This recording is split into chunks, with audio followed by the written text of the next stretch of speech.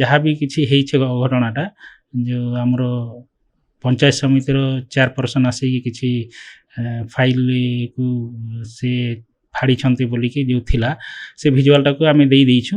ଆମେ ଇନ୍ ରିଟର୍ଣ୍ଣରେ ଦିଆହେଇଛି। ପୋଲିସ ପ୍ରଶାସନ ତାର ଉପରେ ଯେଉଁ ସେ ଫୁଟେଜ୍ ଉପରେ ସେମାନେ ଇନଭେଷ୍ଟିଗେସନ୍ କରିବେ, ଇନକ୍ୱାରି କରିବେ। ତାପରେ ଆଜ୍ ପାର୍ ଲ ପୋଲିସ ତାର ନେକ୍ସଟ ଷ୍ଟେପ୍କୁ ନେବ। ହେଡ୍ କ୍ଲର୍କ ଟେବଲ୍ରେ ଯେଉଁ ଫାଇଲ୍ ଥିଲା ସେ ଚେୟାରପର୍ସନ୍ ଆସିଲେ, ବସିଲେ, ସେ ଫାଇଲ୍ ଦେଖୁଥିଲେ। ଆଉ କ'ଣ ପାଇଁ ଚିରିଲେ ସେଟା ତ ଇନକ୍ୱାରି କରିଲେ ହିଁ ଜଣା ପଡ଼ିବ।